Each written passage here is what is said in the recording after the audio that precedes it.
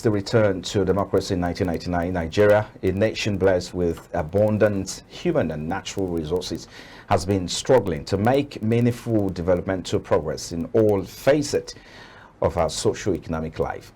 As a successive government for the past 24 years have not been able to mobilize the country's vast human and natural resources for national development and economic stability.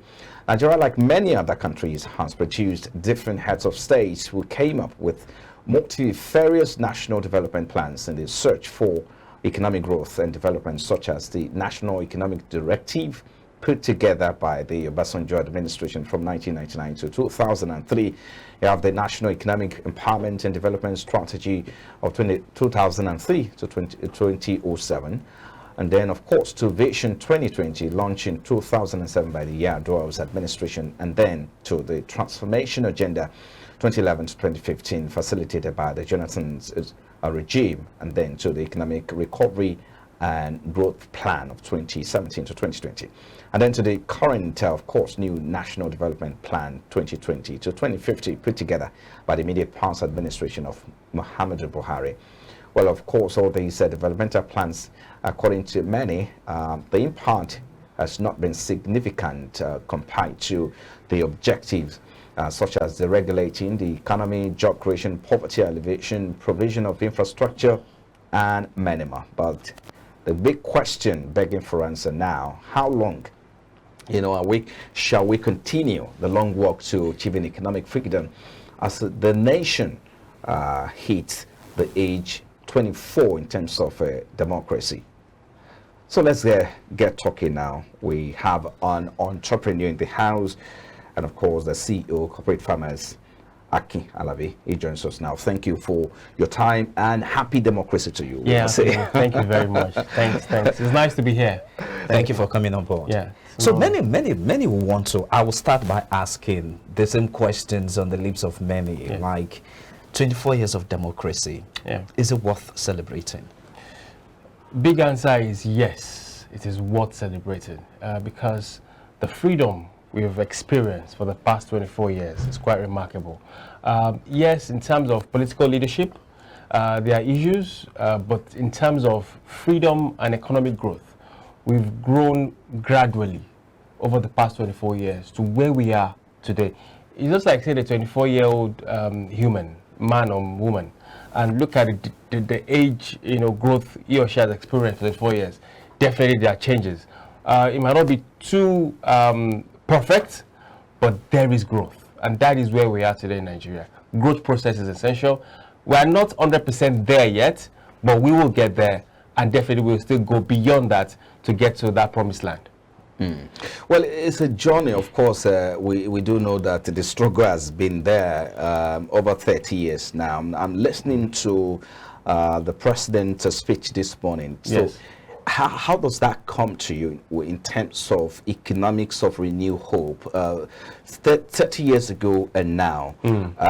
So does that pave a kind of roadmap to where we're going from where we are now, given the background you painted earlier? I would say another big yes to that, and the reason is this.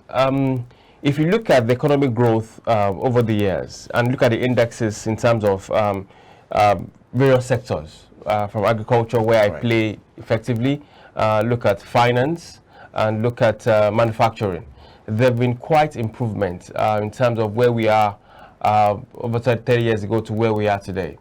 For example, if you look at the agri sector, which is a major dominant for food security today in Nigeria, over the years, it's more or less like we have lots of smallholder farmers who struggle excessively to produce. But today, with the advent of technology and leadership, both especially from the state angle, we've had a lot of contributors, i.e. private partnership, that have come into the sector to play a significant role on food production. That wasn't present years back, 30 years ago. We don't have that. But today we have that excessive number of players that have come into the sector, and the reason is because the future is clear, the future is bright, and the future is more promising. There is hope in the future, and that is why private sector find it comfortably to invest, not just for today, but the future of tomorrow and for economic growth of the nation. And if you look at that holistically across all sectors, finance, let me use the banking sector, financial sector, for example. Years back, you couldn't press your phone and probably send a transfer. You have to queue in the banking hall to do that payment. But today, at the comfort of your home, you press your phone, click into that mobile app, and you send money to your friends and family. That wasn't there a couple of years ago. Those are the growth process we've experienced over the years. So it applies like that to actually all sectors. As I said, we are not there yet. It's a growing process for the economic growth and for our individual growth. And also, majorly, if Nigeria can get the leadership style correct, definitely, we're going to get to our promised land in a few years. I would take one thing that you just made mention of, leadership.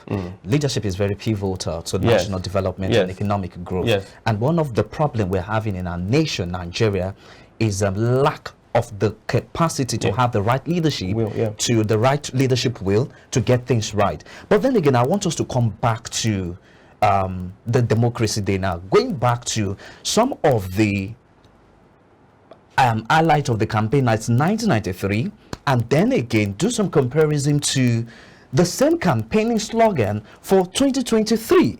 Now, you will agree with me that some of the things, because I saw the video, some of the things Nigerians were complaining about in 1993 are the same thing we're complaining about now in 2023. Now, I want to know if we're going to still having the same issue back and forth as a nation. At what point should we start making things right in our national development process? All right, so thanks again for that question. So everything you've said boils about the vision of the leadership or the vision of the head. It's like a family. If the head of the family can't properly guide his family in the right path, either Christianity, whatever angle it is, then in the long run, the children will be misdirected into other areas. It applies for Nigeria.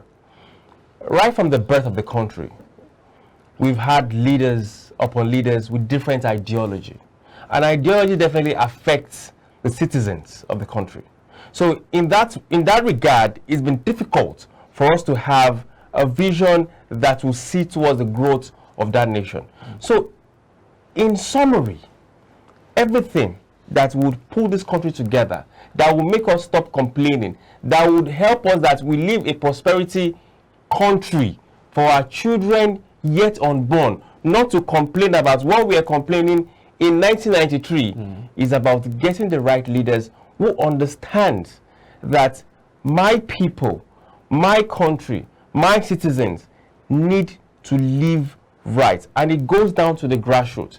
If the grassroots can wake up in the morning and have that confidence that I have XYZ food on my table, then there is freedom of expression, then there is freedom of movement, there's freedom of association. If those things can be get right from inception till this part, we need to ensure that leaders that can put these things together are the ones that can actually lead Nigeria to the next, to further generation or to the next level. But leadership process, again, as I said, is very paramount. I don't know who the Messiah is, but definitely leadership is the most essential part that will make us stop complaining about the past and take us to the future of the country. Yeah, you say something, and I really like to just say a thing or two to that before Frank comes in. The Messiah. Yeah. But as it is now, don't you think, in a way, that the Messiah has come? We don't have a Messiah. We have a precedent. We don't. You see, Jesus was regarded. Even Jesus was seen as a Messiah,